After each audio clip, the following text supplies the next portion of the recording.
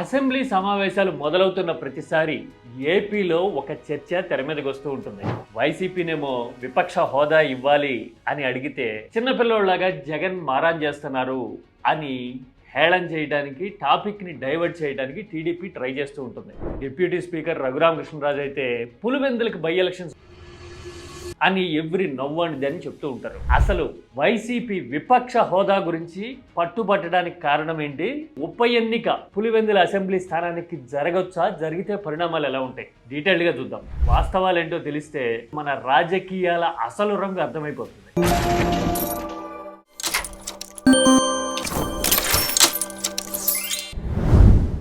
YCP assembly సమావేశాలు మొదలు కావడానికి ముందు ప్రతిసారి విపక్ష హోదా ఇవ్వాలి అని అడుగుతూ ఉంటుంది. టీడీపీ ముఖ్యమంత్రి చంద్రబాబు నాయుడు ప్రతిపక్ష హోదా ఎవరు ఇస్తారే? ప్రజలు ఇస్తారు అని చెప్పడమే కాదు, చిన్న పిల్లోళ్ళలాగా జగన్ మారాన్ చేస్తున్నారు అని తక్కువ చేసి మాట్లాడడానికి ట్రై చేస్తుంటారు. తక్కువ చేసి అనే మాట ఎందుకు వాడుతున్నాను అంటే, ప్రతిసారి ఈ టాపిక్ వచ్చినప్పుడల్లా ఏపీలో మిస్ అవుతున్న ఇన్ఫర్మేషన్ ఒకటి ఉంది. అది ఏంటి అంటే, వైసీపీ కానీ జగన్ కానీ అడుగుతున్న ప్రతిపక్ష హోదా అనేది నిజానికి హోదా కాదు, అదొక బాధ్యత. అసలు ప్రతిపక్ష హోదా ఉంటే ఒక పార్టీకి వచ్చే అడ్వాంటేజ్ ఏంటి, ఆ అడ్వాంటేజ్ వల్ల ప్రజలకు జరిగే మేలేంటి అనేది ఇక్కడ అసలు పాయింట్. అది ఏంటి అంటే, విపక్ష హోదా అంటూ ఉంటే గనక స్పెసిఫిక్గా ఇంత టైం కేటాయించాలి అని నిబంధనలు ఉంటాయి. ఏదైనా ఒక టాపిక్ మీద చర్చ జరుగుతూ ఉంటే అధికార పక్షము అందరూ కలిపి ఒక గంట సేపు మాట్లాడారు అనుకుందాం ఎగ్జాంపుల్, విపక్ష నాయకుడికి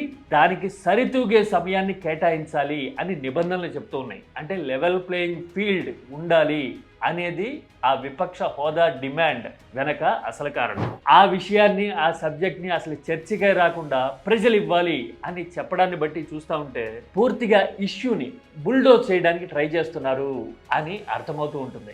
నిజానికి అసెంబ్లీలో అర్థవంతమైన చర్చ జరగాలి అంటే, వాస్తవాలు బయటికి రావాలి అంటే, వాదోపవాదాలతో ప్రజల్లో ఆసక్తి రగిలించాలి సభా సమావేశాలు అంటే విపక్ష హోదా ఇవ్వాలి అని ప్రభుత్వం నిర్ణయం తీసుకుని ఉండేదేమో.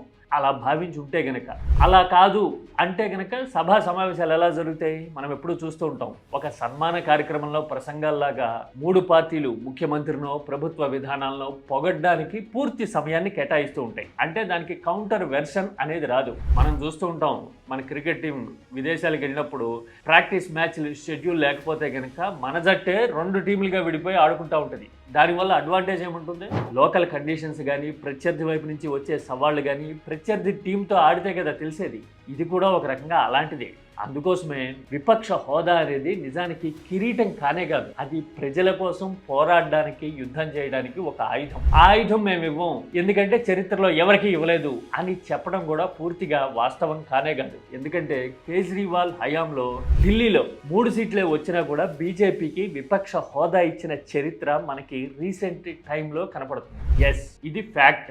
అంటే ఒక చర్చ జరగడానికి ఆస్కారం ఉంటుంది అనే ఉద్దేశంతో అప్పట్లో ఆప్ డెమోక్రటిక్గా నిర్ణయం తీసుకోవడం కనబడుతూ ఉంటుంది. అంటే ప్రతిపక్ష హోదా రాకపోతే ఎవరు ఇవ్వరు అనే మాట నిజం కాదు. రాజకీయంగా ప్రజల వైపు నుంచి ఆలోచించే దృష్టికోణం ఉంటే ప్రతిపక్ష హోదా ఇవ్వడం అనేది పెద్ద విషయం కానే కాదు. ఇంకో విషయం ఏంటంటే, జగన్ వరుసగా అసెంబ్లీ సమావేశాలకు హాజరు కాకపోతే శాసనసభ్యత్వం రద్దు అయిపోతుంది, పులివెందులకి బై ఎలక్షన్స్ వస్తాయి అని కూడా డిప్యూటీ స్పీకర్ రఘురామకృష్ణరాజు పదే పదే చెప్తూ ఉంటారు. నిజమా? అలాంటి స్కోప్ ఉందా?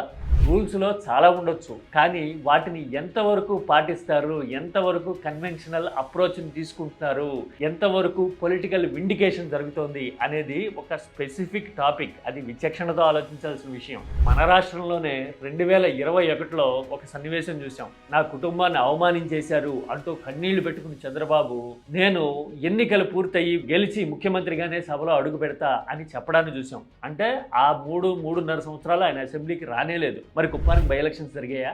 ఉప ఎన్నికలు వచ్చాయి కుప్పానికి?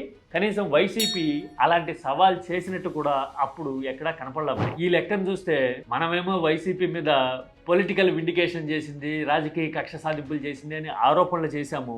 అంతకు మించి సూపర్లైటివ్ స్థాయిలో ఇప్పుడు వైసీపీ విషయంలో మనము రాజకీయాలు నడుపుతున్నాం అని ఇలాంటి పరిణామాలు చూపిస్తూ ఉంటాయి. మొత్తానికి ఇవన్నీ చూస్తే పులివెందుల అసెంబ్లీ స్థానానికి ఉప ఎన్నికలు జరుగుతాయనే ప్రచారం కానీ, లేదంటే గనక ప్రతిపక్ష హోదా ఎవరో ఇచ్చేది కాదు అంటూ అసలు వాస్తవాల్ని డీవియేట్ చేసేలాగా మాట్లాడడం కానీ ఇదంతా పొలిటికల్ గేమ్ ప్లాన్లో భాగం అని అనిపిస్తూ ఉంటుంది. జనం వైపు నుంచి ఏపీ దృష్టికోణం నుంచి చూస్తే మాత్రం విపక్షం విత్ హోదా విత్ లెవెల్ ప్లేయింగ్ ఫీల్డ్ సభలో ఉంటేనే ప్రజల ప్రయోజనాలకి కాస్త భరోసా, రక్షణ, అసలు ఆల్టర్నేటివ్ వెర్షన్ ఏంటి అనేది తెలిసేందుకు అవకాశం ఉంటుంది. హోదా లేకుండా ఒకవేళ జగన్ హాజరైనా కానీ నువ్వు కూడా ఒక ఎమ్మెల్యే 175 మందిలో అంటూ 2 నిమిషాల సమయం కేటాయించడం మూలన ప్రయోజనం ఏమి ఉండకపోవచ్చు. అందుకోసమే జగన్ సమావేశాలను అవాయిడ్ చేస్తున్నారు అనేది వాస్తవం. మీరేమంటారు? This is key talks.